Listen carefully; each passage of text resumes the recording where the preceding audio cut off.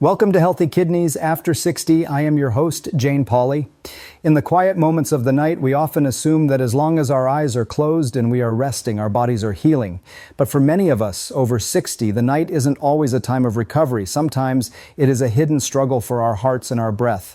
Today we are joined by a very special guest, someone who has spent 5 decades listening to the silent rhythms of the aging body. Dr. Sanjay Gupta, it is an honor to have you here to help us understand what truly happens when the lights go out. Thank you, Jane. It is a privilege to be here with you and your listeners. You know, after 50 years in medicine and seeing more than 20,000 patients, I've realized that the most profound health secrets aren't found in a laboratory, but in the simple, everyday habits we overlook. I'm looking forward to sharing these stories because at this stage of our lives, understanding our bodies isn't just about medicine. It's about reclaiming the quality of every single day we have. Dr. Gupta, I want to start with something that I hear from so many of my peers, and quite frankly, something I feel myself. We go to bed at a reasonable hour, we pull up the covers, and we might even stay asleep for a full 7 or 8 hours. On paper, that should be a perfect night. But then the sun comes up, the alarm goes off, and instead of feeling recharged, there is this heavy, lingering exhaustion. It feels as though we've been working all night instead of resting. Is this just an inevitable part of getting older that we have to accept? Or is there a hidden reason why a full night's sleep can leave someone over 60 feeling like they haven't slept at least a minute? That is the question that sits at the very heart of geriatric wellness, Jane, and the answer might surprise you because it challenges everything we think we know about rest.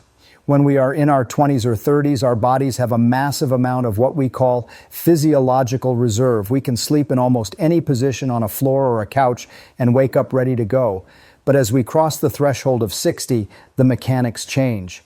I have sat in small exam rooms with thousands of men and women who tell me the exact same thing. Dr. Gupta, I am doing everything right. I am taking my vitamins. I am avoiding caffeine, yet I wake up with my heart racing or feeling like I've just run a marathon. What people don't realize is that while your mind might be unconscious, your heart and your lungs are often locked in a desperate, silent struggle for survival. Imagine trying to breathe through a straw while someone is slowly pressing down on your chest. That is what's happening to many seniors because of their sleeping posture. Research from leading universities in the US and Europe has shown us that even a slight drop in blood oxygen levels during the night, what we call microhypoxia, forces the heart to pump harder and faster to compensate. So while you think you are resting, your heart is actually working at high intensity for 8 hours straight. It's like leaving your car engine idling at redline RPMs all night long in the garage. By the time morning comes, the fuel tank is empty and the engine is overheated. This isn't just about being tired, it's about the cumulative stress on the cardiovascular system that happens in the dark. We've found that the way your head is tilted or the way your torso is positioned can be the difference between a heart that is resting and a heart that is fighting for air. Many of my patients have spent years thinking they had chronic fatigue or early onset heart failure, when in reality they were simply suffocating their vital organs for 8 hours every single night. It's a silent epidemic of exhausted sleep that we rarely talk about in the doctor's office. That image of the car engine running at full speed all night while parked is quite jarring, doctor. It makes me wonder about the long-term cost of that invisible labor. If our hearts are essentially working overtime without us even knowing it, what does that do to our blood pressure or our overall longevity? It seems like such a cruel paradox. The very time we set aside for healing is actually when we might be doing the most damage to our internal systems. How can we tell if our heart is under this kind of stress if we are fast asleep and can't feel the struggle? You've hit on the most dangerous aspect of this, Jane. It is completely invisible to the person experiencing it. Most people only notice the aftermath, the morning fog, the dry mouth, or that slight fluttering in the chest upon waking. Scientifically, when oxygen levels dip because of a restricted airway or poor posture, the brain sends a panic signal to the adrenal glands. This triggers a surge of cortisol and adrenaline, the very same hormones that help you fight off a predator. So, throughout the night, instead of being in a state of rest and digest, your body is flipping into fight or flight dozens, sometimes hundreds of times. This spikes your blood pressure during the hours it should be at its lowest. Over months and years, this constant nighttime pressure erodes the elasticity of your arteries and puts a massive strain on the left ventricle of the heart. I've seen patients who have perfectly controlled blood pressure during the day, but because of how they sleep, their nighttime numbers are through the roof. It's a hidden danger that explains why so many cardiac events happen in the early hours of the morning. We have to stop thinking of sleep as just a passive state. It is an active biological process. And for those of us over 60, it requires a much more intentional setup than it did when we were younger. The exhaustion you feel isn't your age catching up to you. It's your body telling you that it survived a very difficult night. Dr. Gupta, you mentioned something that resonates deeply with me and surely with our listeners who have crossed that 60-year milestone. There is this quiet, almost stoic acceptance among us that waking up stiff, feeling breathless for a few minutes, or having that heavy cloud of fatigue over our heads is just the tax we pay for living a long life. We tell ourselves that our bodies are just like old houses with creaky floorboards and windows that don't quite close right anymore. But when you look at your patients, do you see this as a natural decline? Or is there a specific moment where you realize a patient is actually suffering from something entirely preventable, something hidden in the way they rest that is masquerading as the simple passage of time? It breaks my heart how often we dismiss the body's distress signals as mere aging, because I have seen how that misconception steals the joy from people's golden years. I remember very clearly a gentleman named Robert Miller, a 68-year-old retired architect living in Austin, Texas, who came to see me with what he described as a permanent state of grayness. Robert was a man who used to hike the hill country, but he told me that for the last 2 years, he felt like he was walking through water every morning. He had high blood pressure that just wouldn't stay down despite the best medications, and his wife noticed he was increasingly irritable. Robert told me he thought he was just getting old and that his heart was simply tired of beating after 7 decades. But when we looked into his nighttime habits, I found that Robert was a dedicated back sleeper, lying perfectly flat as if he were at attention. For a man of his age and physical build, that position was a disaster for his cardiovascular system. When he slept on his back, gravity caused the soft tissues in his throat and his tongue to shift backward, narrowing his airway and forcing his heart to pump against a massive amount of internal resistance. He wasn't just getting old, he was effectively suffocating himself for 8 hours every night. His heart was screaming for help in the only way it knew how, by raising his blood pressure and leaving him exhausted. It's a tragedy because Robert spent thousands of dollars on supplements and tests thinking his internal organs were failing, when the primary culprit was the simple force of gravity acting on his sleeping body. It is incredibly poignant to think of Robert Miller, a man who built structures for a living, not realizing that the structural alignment of his own body at night was what was tearing his health down.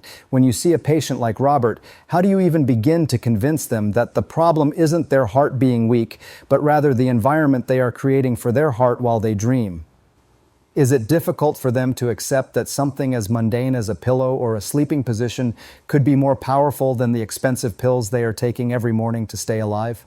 It is often the hardest pill for them to swallow because we are conditioned to believe that big problems require complex chemical solutions. When I told Robert that his fatigue wasn't a death sentence or a sign of an expiring heart, but a result of his nighttime posture, he looked at me with such a mixture of disbelief and hope.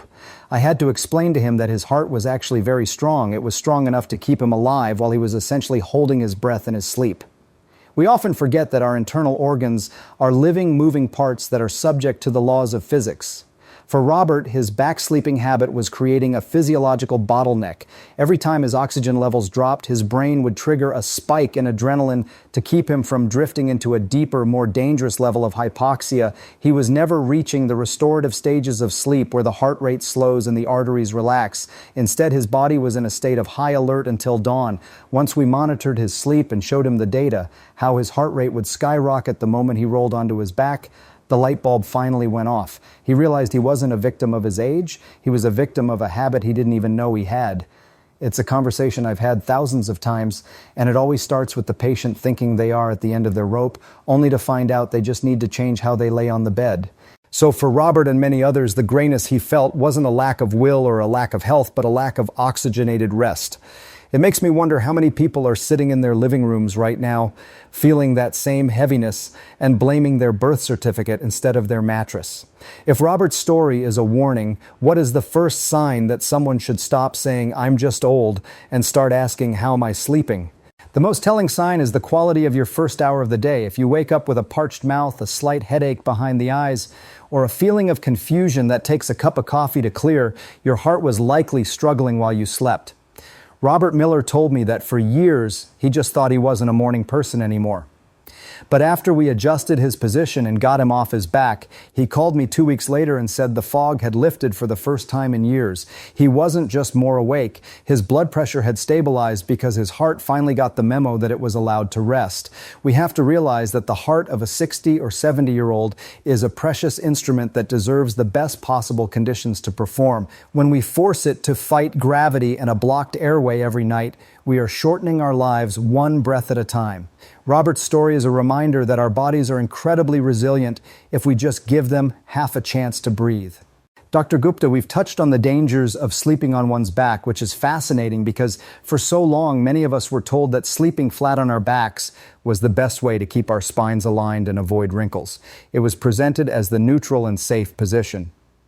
Now, you're suggesting that for those of us in our later years, this supposedly perfect posture might actually be a silent threat to our heart health and our oxygen levels. Why is it that what felt safe at 30 becomes a potential hazard at 70? What is happening inside the anatomy of an older adult that turns this common sleeping position into such a stressful event for the cardiovascular system? This is one of the most significant shifts in geriatric medicine that we've seen in recent years, Jane. The back is best rule might apply to a young person with firm muscle tone in their airway, but as we age, the tissues of the soft palate and the muscles that hold the tongue in place lose their elasticity. It's a natural part of the aging process, but it has devastating consequences when combined with gravity. When you lie on your back, you are essentially asking your body to breathe through a collapsing tunnel. For an older adult, the weight of the neck tissue and the base of the tongue can almost completely seal off the pharynx. This leads to what we call obstructive sleep apnea, but even if it doesn't reach the level of a full medical diagnosis, the partial blockage is enough to cause significant harm. When the airway narrows, the pressure inside the chest changes dramatically. The heart, which sits right between the lungs, is physically squeezed by these pressure changes.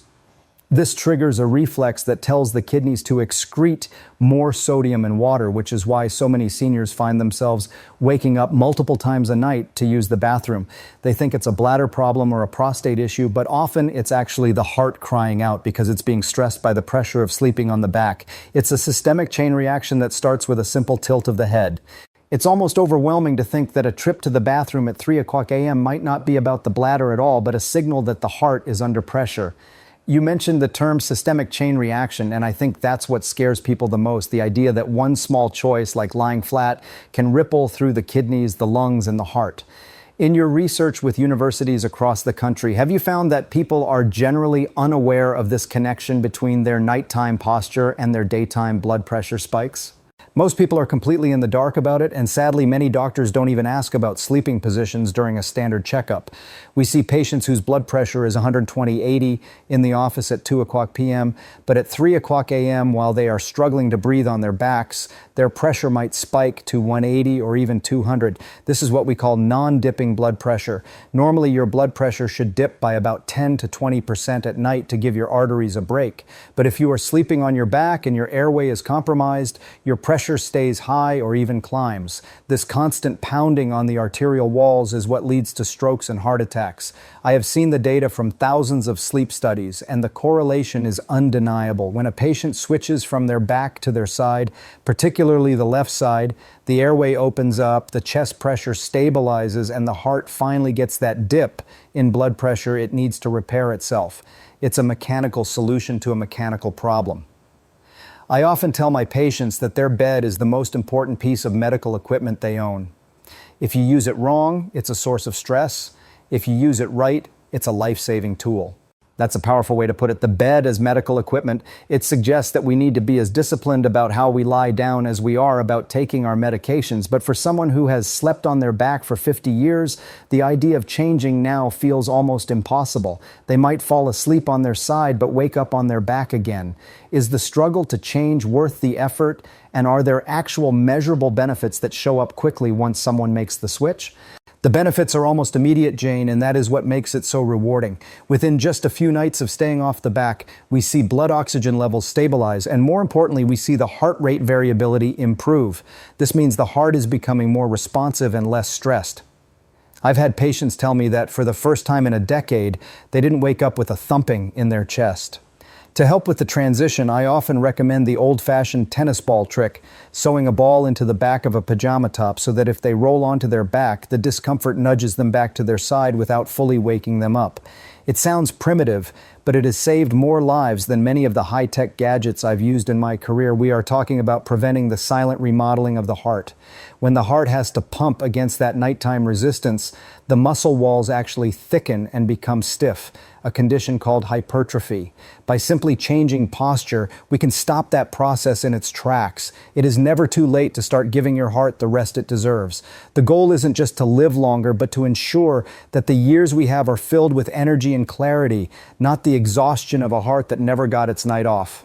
Dr. Gupta, there is a specific kind of fear that comes when your heart does something unexpected. It's not a sharp pain, but rather a flutter, a skip, or a sudden racing sensation that seems to come out of nowhere, especially in the middle of the night or right as you wake up. For many seniors, this silent irregularity is terrifying because it doesn't hurt, so they don't know if it's an emergency or just a glitch. You've worked with many patients who experience these mysterious palpitations. Is there a connection between these frightening heart rhythms and the way we position ourselves in bed, perhaps combined with other issues like digestion?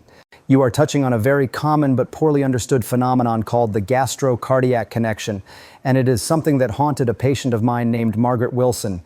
Margaret is a 74-year-old retired librarian from Portland, Oregon. She was a very active woman, but she started experiencing these terrifying episodes where she would wake up at 2 a.m. with her heart flopping in her chest like a fish out of water. She went to the ER multiple times, but by the time she got there, her heart rhythm was back to normal. Margaret was convinced she was on the verge of a massive heart attack, yet the doctors couldn't find anything wrong with her heart structure. When she came to see me, she was exhausted and living in a state of constant anxiety. We started digging into her nightly routine, and it turned out Margaret had a habit of having a late tea and a light snack before bed, and she always slept flat on her back. What she didn't realize was that she had silent acid reflux. When she lay flat, the acid from her stomach would creep up into her esophagus, which sits right next to the vagus nerve. This nerve is like the master controller for the heart rate. The irritation from the acid was overstimulating her vagus nerve, which in turn caused her heart to skip beats and race. She was suffering from Romheld syndrome, where the digestive system literally hijacks the heart's rhythm. For Margaret, it wasn't a heart disease at all. It was a positioning and digestive issue that was masquerading as a cardiac crisis. It's incredible to think that the stomach could talk to the heart in such a disruptive way. Margaret's experience must be so common, the fear of a heart attack, when it's actually your digestion and your posture working against you. When you explain this to her, that her heart was essentially an innocent bystander being poked by her stomach, how did she react? It seems like such a relief, but also a bit frustrating that the solution was so close at hand all along. Margaret was stunned, Jane. She had spent months thinking her life was about to end, and here I was telling her it was about her late-night tea and her sleeping position. I explained to her that when she lies on her back, not only does it encourage reflux, but it also allows the stomach to press up against the diaphragm, further irritating the heart. We made two simple changes. We told her no food 3 hours before bed, and we moved her from her back to her left side. The left side is crucial because of the way the stomach is shaped. It keeps the acid down where it belongs and prevents it from tickling that vagus nerve. A week later, Margaret called me, and her voice sounded completely different. She hadn't had a single flutter since making the change. She told me she felt like she had been given a second chance at life. This is why I tell people that if your heart is acting up at night, don't just look at the heart. Look at what you ate and how you are lying down. The body is a single, interconnected system, and sometimes the heart is just the messenger for trouble happening elsewhere. In Margaret's case, her heart was perfectly healthy. It was just reacting to a chaotic environment. Margaret's story is such a powerful example of how we can misinterpret our body's signals. But it also raises a question about the left side you mentioned. We've always heard different things about which side is better. If sleeping on the back is the worst for the airway, and the left side helped Margaret with her heart rhythm and reflux, is there a scientific reason why the left side specifically is the gold standard for the heart as we age? Is it purely about the anatomy of the stomach, or is there more to the story of how our blood flows? There is a very deep evolutionary reason for the left side being superior, Jane. Our primary artery, the aorta, arches to the left as it leaves the heart to carry blood to the rest of the body. When you sleep on your left side, you are literally working with gravity to help your heart pump blood downhill. If you sleep on your right side, the weight of your internal organs can put pressure on the main vein that returns blood to the heart, the inferior vena cava. This makes the heart work slightly harder to pull blood back up. For a young person, the difference is negligible. But for someone like Margaret or anyone over 60 whose heart efficiency is slightly lower, that extra bit of help from gravity makes a world of difference. It's like giving the heart a small assist for 8 hours. By sleeping on the left, Margaret wasn't just stopping her reflux, she was also optimizing her entire circulatory system. It's a beautiful example of how understanding our own anatomy can lead to simple, non-invasive ways to protect our health. Margaret didn't need a pacemaker, she just needed to understand the geography of her own chest. Dr. Gupta, the idea that the geography of the chest can dictate our health is such a profound shift in perspective. It moves us away from feeling like victims of our genetics and toward being architects of our own well-being. We've talked about the left side and the mechanics of blood flow, but I'd love to hear more about how quickly the body can actually recover once we stop the nightly marathon we've been discussing. Is the damage from years of poor sleeping habits reversible? When you see a patient finally find that sweet spot in their posture, what are the physiological markers that tell you their heart is finally sighing in relief? The human body, even at 80 or 90, has an incredible capacity for what I call biological forgiveness if we stop the insult to the system.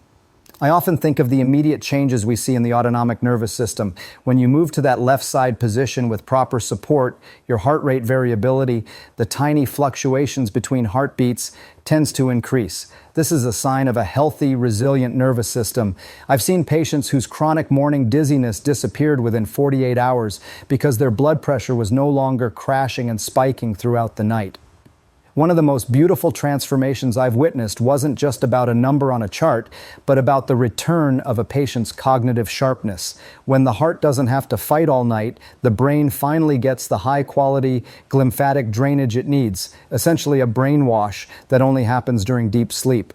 So the reaction isn't just in the chest, it's in the clarity of thought the next morning. It's as if the body has been waiting for permission to heal, and the right posture is the key that unlocks that door. That permission to heal is such a hopeful concept. It suggests that even if we've been sleeping wrong for decades, we can still claim the benefits of a better night's rest today. I'm curious about the role of physical aids in this, pillows, wedges, or even the way we position our legs. Is there a perfect setup that you recommend to your patients to ensure they stay in that healing position? Because as we know, once we fall asleep, we lose control over our bodies.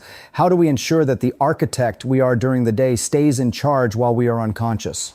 You're absolutely right, Jane. The unconscious body is like a restless child that wants to return to its old habits. To stay on the left side and maximize heart health, I recommend what I call the three-point support system. First, a firm pillow for the head that keeps the neck neutral, ensuring the airway stays wide open. Second, a long body pillow or a bolster tucked against the back to prevent you from rolling onto your spine. And third, this is the secret for many of my patients, a small pillow between the knees. This third pillow aligns the hips and takes the strain off the lower back, which is often the reason people roll onto their backs in the first place, to relieve hip pain. When the hips are neutral, the body feels secure and is much less likely to toss and turn. I've seen this setup work wonders for people who thought they were destined to be back sleepers. It creates a physical cradle that keeps the heart in that optimal gravity-assisted position. The reaction from the body is often profound. Patients report feeling lighter in the morning, as if a weight has been lifted from their chest.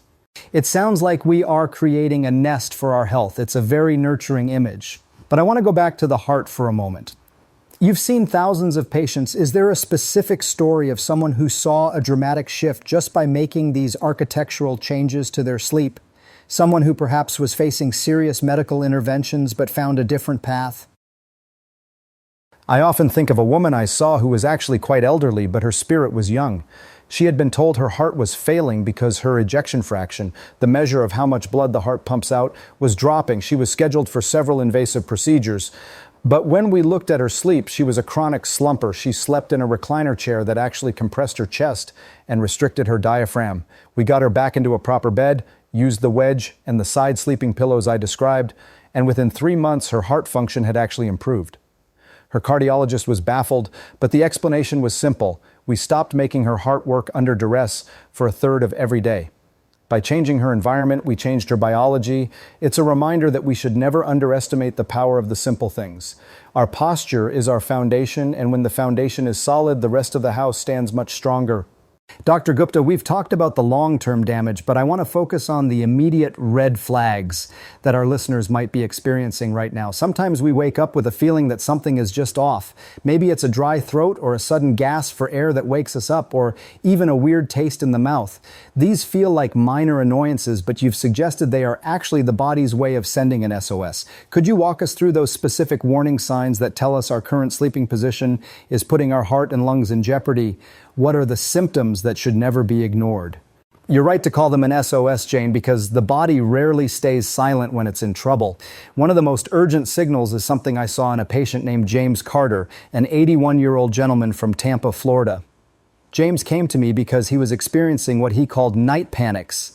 He would wake up suddenly, his heart pounding like a drum, feeling a sense of impending doom. He also noticed that his mouth was bone dry every morning, and he had a nagging hoarseness in his voice that wouldn't go away. James thought he was developing anxiety in his old age, but in reality, his body was fighting for its life. The dry mouth and hoarseness were signs that he was mouth-breathing all night because his airway was collapsing while he slept on his back. The night panics were actually surges of adrenaline, his brain's way of shocking him awake because his oxygen levels had dropped to a dangerous point. James's heart was being forced to jumpstart itself multiple times a night.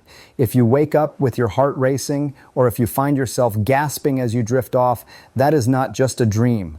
That is your cardiovascular system telling you that it cannot sustain the position you are in. It's chilling to think that what James felt as anxiety or bad dreams was actually a biological emergency. The idea of the brain shocking the heart awake is a vivid and frightening image. For someone like James, who is 81, those adrenaline spikes must be incredibly taxing. How does a heart that is already 8 decades old handle that kind of repeated trauma? And what happens if those signals are ignored for too long? It seems like a recipe for a much larger cardiac event. It is exactly that, Jane, a recipe for disaster. Each of those adrenaline spikes causes a sudden sharp rise in blood pressure. In an 81-year-old heart, the arteries are often less flexible, so these spikes can cause tiny tears in the lining of the vessels or even trigger a rhythm disturbance like atrial fibrillation.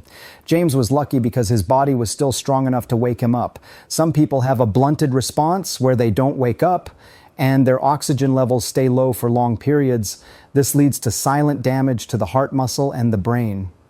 James also mentioned he felt dizzy when he first stood up in the morning. That's another huge red flag. It means his heart was so exhausted from the nighttime struggle that it couldn't effectively regulate his blood pressure when he changed positions. We have to listen to these whispers of the body before they become screams. When James finally understood that his panic was a physical posture issue, we worked on getting him to sleep on his left side with an elevated head. The panic stopped immediately. He told me, "Doctor, I thought I was losing my mind, but I was just losing my air. I was just losing my air." That is such a powerful realization. It makes me wonder about the other minor signs. What about things like morning headaches or even frequent night sweats? We often blame the temperature of the room or a stressful day, but could those also be tied to this struggle for oxygen and the stress we are putting on our hearts? It seems like we need a whole new vocabulary for how we talk about our symptoms to our doctors. Absolutely. A morning headache, particularly one that feels like a dull throb at the temples, is a classic sign of carbon dioxide buildup. If you aren't exhaling fully because your airway is partially blocked, that gas builds up in your blood and dilates the blood vessels in your brain. And night sweats, that's often the fight or flight system working overtime. Your body is sweating because it's under intense physical stress, just as if you were running from a threat. If you find yourself kicking off the covers not because the room is hot, but because you feel internal heat, your heart might be working way too hard. I tell my patients to keep a sleep diary of how they feel in the first 10 minutes after waking up. Are you confused? Is your heart steady? Is your throat sore? These are the clues that tell us the story of the night. For James Carter, acknowledging those clues saved him from a potential stroke. He went from being a man who was afraid to go to sleep to someone who looked forward to the rest because he finally knew how to keep himself safe in the dark. Dr. Gupta, you've introduced us to the idea that the heart isn't just affected by our lungs and our posture, but also by our digestion. This double blow of poor sleep position and acid reflux seems like a particularly dangerous combination for those over 60.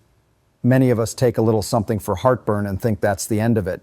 But you're saying that when that acid meets a struggling heart in the middle of the night, the consequences are far more than just an uncomfortable burning in the chest.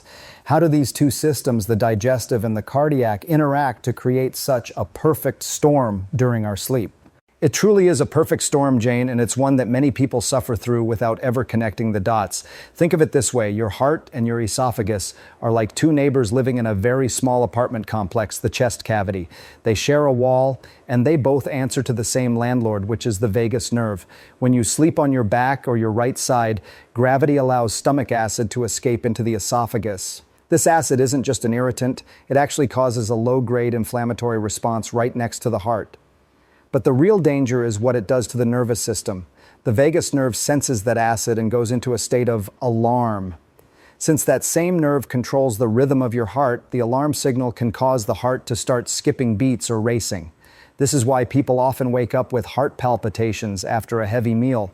But when you add the element of ngusai, sleeping in the wrong position, you are also restricting oxygen. Now, the heart is being hit from two sides. It's starving for oxygen because of the airway, and it's being prodded into an irregular rhythm by the acid reflux. It's like trying to sleep while someone is poking you in the ribs and holding a pillow over your face at the same time. The stress on the heart muscle is immense. That is a terrifyingly clear analogy, the poking in the ribs and a pillow over the face. It explains why someone might wake up feeling absolutely traumatized even if they don't remember a specific nightmare.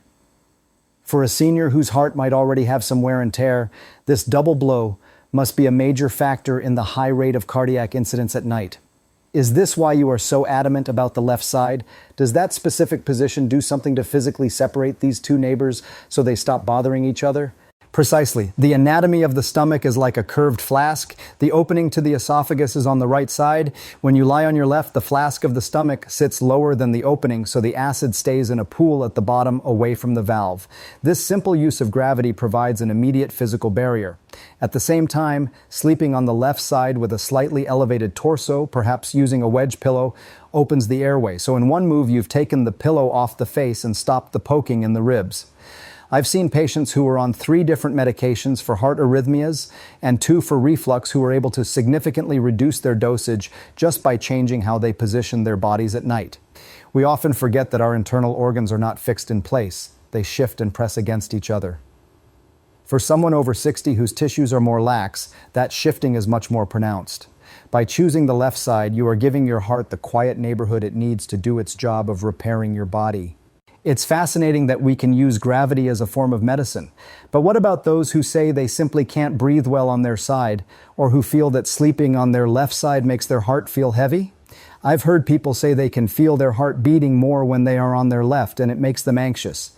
Is that a sign of a problem, or is it just a sensation we need to get used to as we transition to a healthier habit? That's a very common observation, Jane. When you lie on your left side, the heart is indeed closer to the chest wall, so you might feel the pulse more clearly. For some, this thumping sensation feels like a warning, but in most cases, it's just physics. Your heart is actually quite happy in that position because it has the most room to expand and contract without being squeezed by the lungs or the liver. I tell my patients to think of that heartbeat as a rhythm of health. It's the sound of a heart that is finally working efficiently. If the sensation is too intense, a small pillow hugged to the chest can provide a sense of security and dampen the vibration. The goal is to move past the initial strangeness of the new position to reach the long-term benefit. Once the acid reflux stops and the oxygen levels stay steady, the heart actually becomes much quieter because it's no longer struggling. The heavy feeling is usually just the heart finally having the space it needs to pump with full force. It's a sign of power, not weakness. Dr. Gupta, we've talked a lot about the science and the struggles, but I want to turn now to a story of hope. Sometimes we think that if we've reached our 80s or 90s, it's too late to change habits or that our health is already set in stone. But you've worked with people who have defied those odds.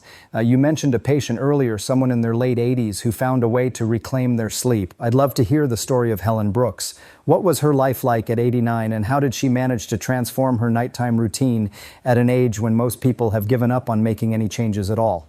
Helen Brooks is one of my favorite examples of the age is just a number philosophy. She lives in Santa Fe, New Mexico, and when I first met her, she was 89 years young, as she liked to say. But she was struggling. She was experiencing severe dizziness every morning, often needing to sit on the edge of her bed for 10 minutes before she felt safe enough to stand.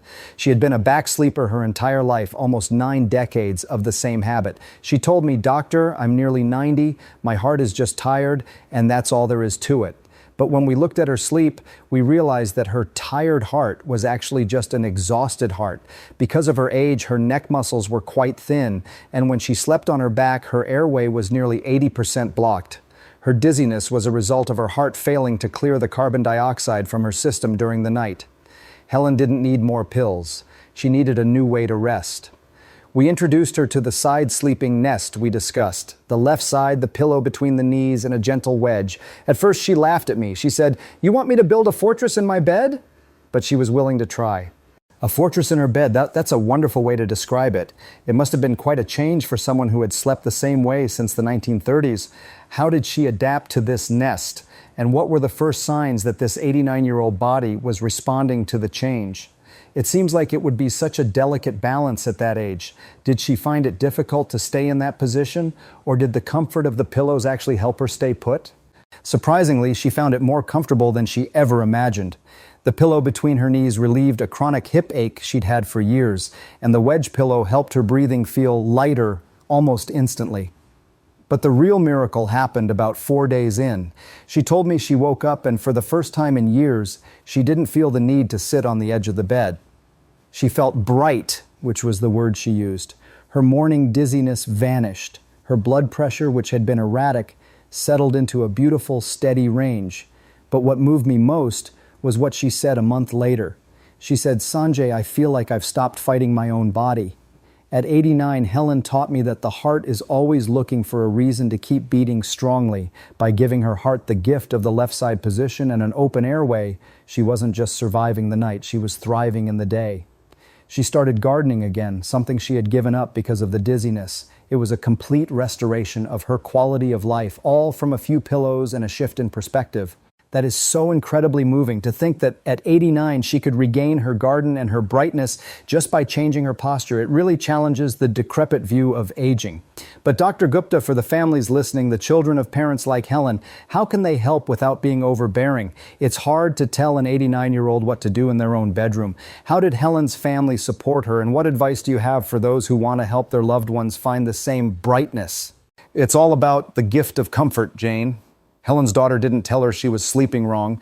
Instead, she bought her a beautiful, high-quality body pillow and a silk-covered wedge pillow as a gift. She said, "Mom, I heard these help with back pain and make sleep more luxurious." It wasn't a medical intervention. It was an act of love. When Helen felt the physical comfort, she was much more open to the idea of the nest. For anyone listening, don't make it about a disorder. Make it about the luxury of a good night's sleep. Show them the science, the idea of the left side helping the heart, but focus on how much better they will feel in the garden or with their grandkids the next day. Helen Brooks is still with us, and she's still sleeping in her fortress. She's proof that the body is a masterpiece that deserves careful tending no matter how many years have passed. We are never too old to learn how to breathe again. Dr. Gupta, as we move toward the conclusion of this incredibly enlightening conversation, I want to crystallize everything we've learned into something our listeners can take away and act on tonight. We've talked about the why and the how, but if you could boil it down to the essentials, the 3 golden rules, if you will, for protecting a heart over 60 during the night, what would they be? What are the absolute non-negotiables that every senior should consider before they put their head on the pillow tonight to ensure their heart isn't just surviving the night, but truly recovering?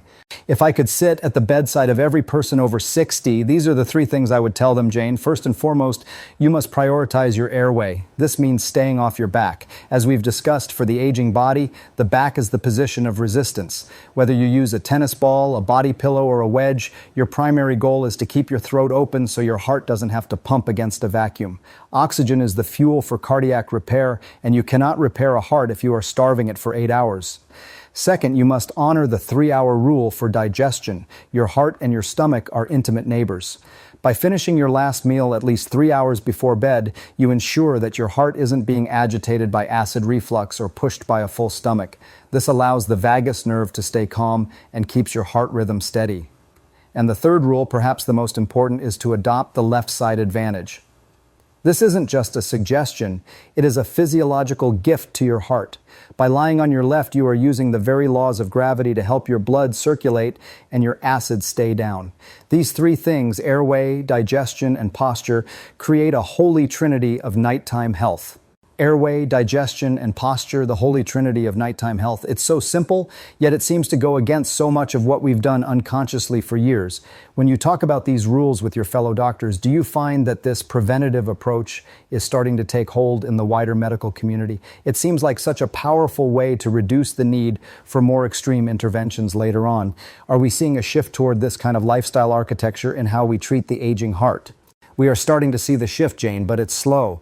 The medical world is often focused on the crisis, the heart attack, the stroke, the surgery, but many of us are now pushing for what I call circadian medicine. We are realizing that the way we live the 24-hour cycle determines our health far more than any single pill. These three rules are about creating an environment where the body's natural healing mechanisms can function. When you follow these rules, you aren't just preventing disease, you are optimizing your biology. I've seen data that shows a significant reduction in inflammatory markers in patients who simply corrected their nighttime posture.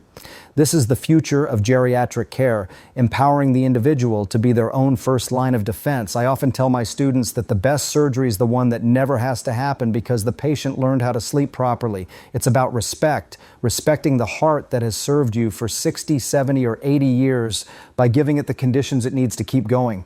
It really is about respect, isn't it? Giving our hearts the night off they've earned after decades of service. But I know some listeners might be thinking, what if I do all this and I still feel tired? Is there a point where we need to look beyond posture? While these three rules are vital, how do they fit into the larger picture of heart health? Is this the foundation or is it the final piece of the puzzle? This is the foundation, Jane. Without good sleep and proper oxygenation, no other health intervention can be fully effective. You can eat the perfect diet and exercise every day, but if you are damaging your heart for 8 hours every night, you are taking 2 steps forward and 1 step back. These three rules provide the baseline of safety. Once you have that safety in place, then your medications work better, your exercise is more effective, and your mood is more stable. It's about building a house on solid ground. For many of my patients, once they fixed their nighttime architecture, they found that other problems like high cholesterol or mild heart murmurs became much easier to manage. The heart is a very forgiving organ if you stop putting it under constant stress. So tonight, as you prepare for bed, don't just go to sleep. Be intentional. Think about your airway, your stomach, and your left side. Your heart will thank you with every beat tomorrow morning.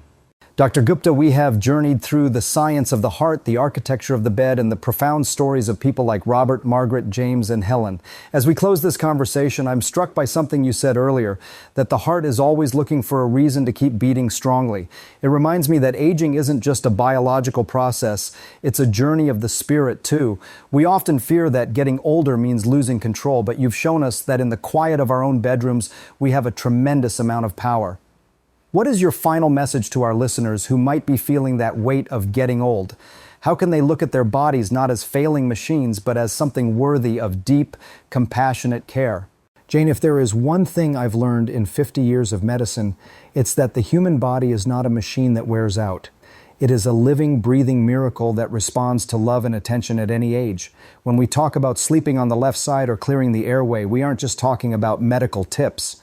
We are talking about an act of self-compassion. For many of us, the first 60 years of life were about taking care of everyone else, our children, our careers, our communities. But the years after 60 are a sacred time to turn that care inward. Your heart has beaten over 2 billion times for you. It has carried you through joys and sorrows, through every breath you've ever taken. To give it a good night's rest is to say thank you to your own life. I want people to move away from the suffering of old age and toward the wisdom of it. Wisdom is knowing that a simple pillow, a quiet stomach, and a mindful posture are the tools of a long and vibrant life. You aren't just old. You are a masterpiece in its late summer, and masterpieces deserve to be preserved with the utmost care. It has been a joy to share these stories, and I hope everyone listening tonight feels a little more empowered and a lot more loved by their own heart. Thank you for having me, Jane. It's been an honor. A masterpiece in its late summer. What a beautiful, resonant thought to leave us with. Dr. Gupta, thank you for your wisdom, your stories, and for reminding us that it's never too late to start breathing easier. You've given us more than just health advice. You've given us a way to honor ourselves in the dark. To our listeners, we hope this conversation helps you find your own brightness tomorrow morning. Remember, your health is a story you are still writing one night at a time. Thank you for joining us on Healthy Kidneys After 60. If you found this episode helpful, please subscribe to our channel and share it with someone you love. We have many more stories and insights to share in our upcoming podcasts, and we want you to be part of this community of health and hope. Until next time, sleep well, dream deeply, and take care of your heart. Good night. Good night, everyone. Take care of yourselves.